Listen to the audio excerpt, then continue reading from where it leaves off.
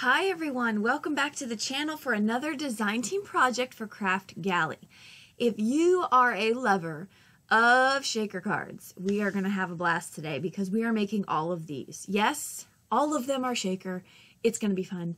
So hang on with me through the video and I will show you how we do it. So we're going to start off by using this Concord in 9th Deck the Halls Turnabout stamp. This is my first Turnabout stamp, but I noticed that from the other videos I've watched, Concord in 9th has actually put the X on the image in the back. So if you turn over the card that comes with the stamp set, you'll see this X on it. So you're just going to draw that on the back side of your stamp. Then you're going to do the same on this like a 6x6 piece of paper. And that is going to get you set and ready to go. Now, I did not do a very good job explaining that, but there are a gazillion videos out there that will show you exactly what to do, but it is not as complicated as you may seem to think. So we are going to get started with our stamping. So I'm going to use 3 different sets of inks. I do this for a few reasons. One, to kind of talk about some of the comparisons that I've noticed, and also to just get different looks with different colors. The first set that I'm going to be using is Catherine Puller's inks. Now, in the past, in a couple videos, I've told you how much I love them. I really do. I had to just put one application of these colors onto the stamp and then stamp it off. They clean up very easily, and I love that about it. The colors are very vibrant. I do have the Party Collection Life of the Party, and I only used 4 of them. I list all the colors I use, but they're very vibrant. They're very juicy. I really, really appreciate those qualities. So that is why I chose to do it with the Catherine Puller's on this one. I'm going to go with some traditional colors for cards and some non-traditional colors. So with this Party Collection, this is obviously non-traditional. So I just use like pinks and purples and blues, and so there we go. So we are going to move on, and the next set of inks we're going to use is Distress Oxide. Now, as you'll notice, I am going to be stamping and then turning that piece of paper on the bottom. And that's going to help you place the images where I want them as the turnabout. Okay, so you're going to essentially fill up your entire cardstock with this one stamp. You're making your own background. That's the idea behind it. Now, with Distress Oxides, especially with Candied Apple, I might need a re-inker because I had to stamp it twice. But with a positioner such as the Tim Holtz platform, that's easy to do. So I was able to do it fairly easily. But they're not the same properties as the Catherine Puller inks. So they did take just a little bit more love to get them as bright and vibrant as I wanted. But they're Distress Oxides, and I can't really find a bad thing to say about my DOs. I love them. Okay, so moving on to the third kind of ink is we're going to use some new to me VersaFine Clair inks. These are pigment inks, and I love them. So obviously there's a lot of great products out there on the market. We can't have them all. We want them all. But my Christmas list would be, give me all the Catherine Pullers, all the VersaFine Clair, and all the oxides, because I still don't have collection 4. I know, it's unheard of for me. Is it collection 4? It's the last collection. It might not be 4. It's the most recent one. But anyway, look at that. Look at this result.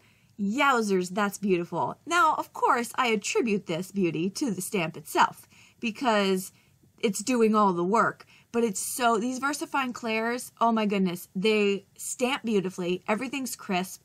You can use them for sentiments and whatever. I haven't, like I said in the past, had the pleasure of smudging them yet, but I'm sure they're a little bit smudgeable. I usually make sure that once I stamp it, I put it aside, let it dry. But I haven't had any issues with that so far, so that's good. Because I'm pretty klutzy, too, when I'm in the craft room. So on this next set of cards, I'm going to be doing heat embossing. So I used some sparkly red, silver, and gold embossing powders. And here I'm just kind of skipping through a bunch of those steps so you can kind of see as I go through. You don't have to watch every little thing I do. I think you get it.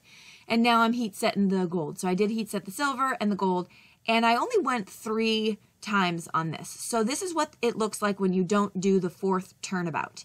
And I really still like it. I'm very happy with that. I think the 4 gives it a lot more oomph, but now here I've done white embossing powder on white cardstock, and I think this is Bristol Smooth cardstock because here we go with the oxides. I'm going to do an ombre coloring of the, what is that, emboss resist technique.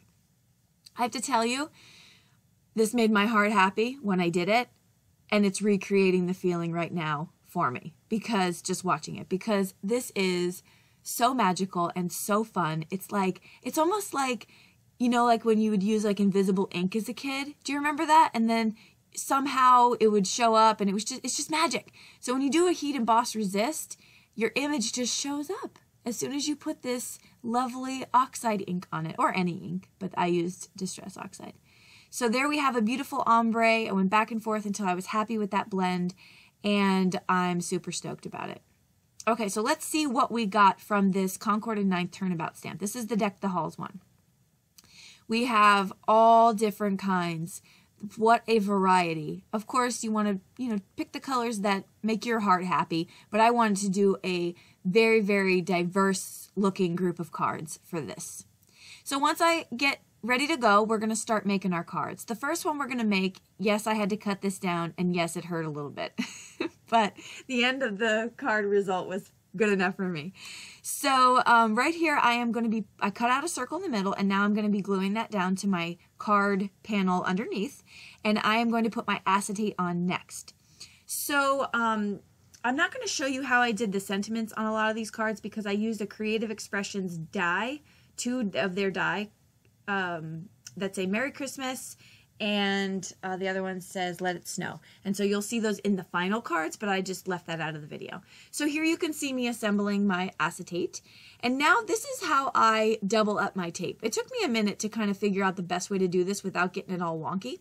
But I start at the top, I put it together, and then my fingers glide it down. This way it'll stay straight, it'll stay even, and it's perfect. And so I would recommend that little tip if you have trouble kind of lining it up, because I used to, and it would just come out all willy-nilly. I'm going to fill up my shakers. Majority of them are going to be filled up with these Studio Katia beautiful gems and sequins, and I just have a bunch of different mix here. And I love that because clear and white and silver go with any combination usually. So I'm pretty happy that I had those in my stash. I didn't show you how I put the foam on the back of this one, but it's just standard, double up all your foam so that it's even. And here's the final picture. You can see that Merry Christmas die from Creative Expressions. And I used some glitter cardstock from Concord and 9th to do that die right there. And I love the way that that came out. Okay, so we're moving on, and we're going to make some ornament shakers. So I decided to not just make cards, but let's make something fun as well that maybe someone can use for their holiday decorating.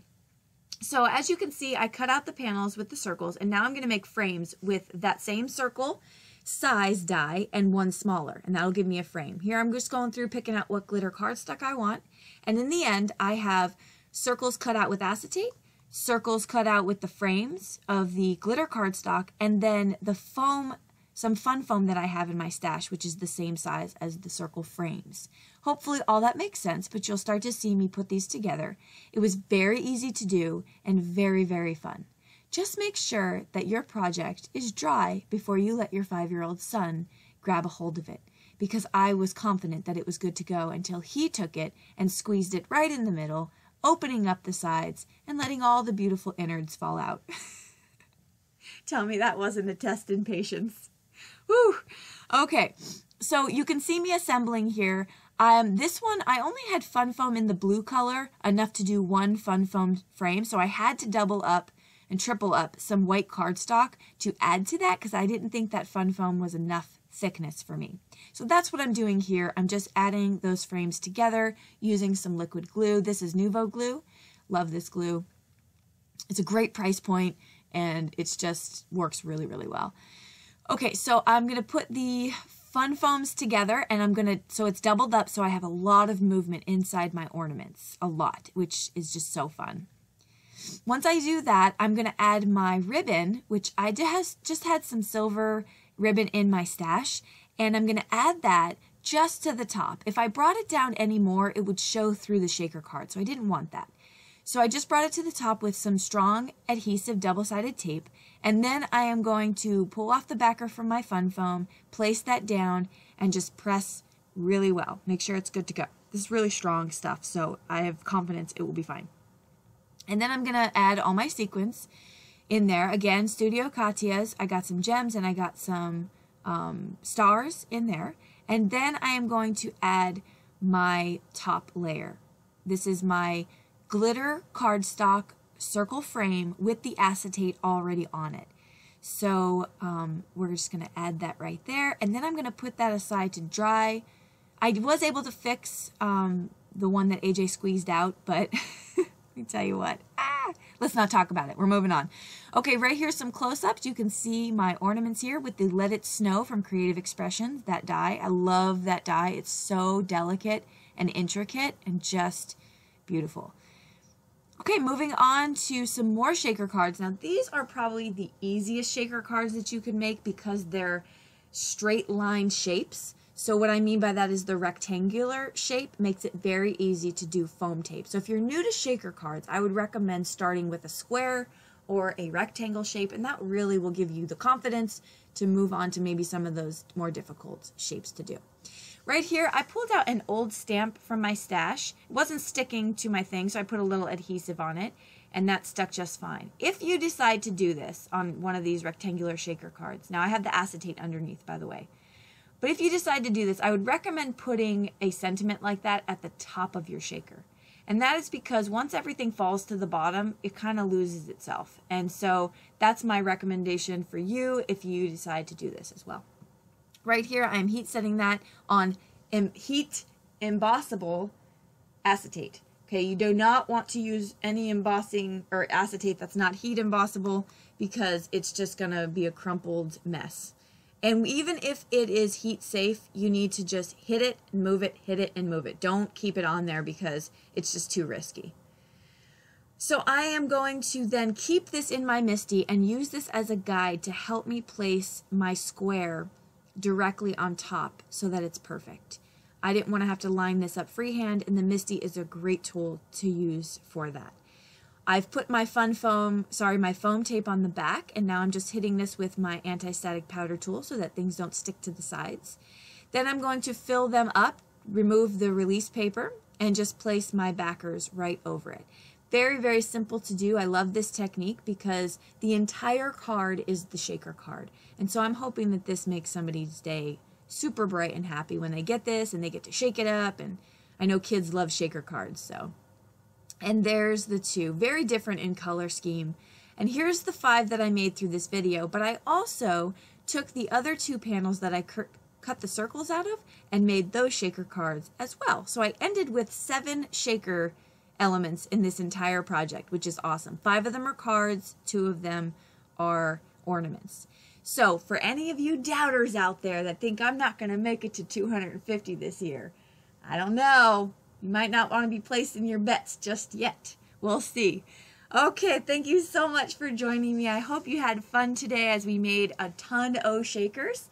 Don't forget to head over to the Kraftgali shop where you can find this awesome Turnabout stamp and these products that I used.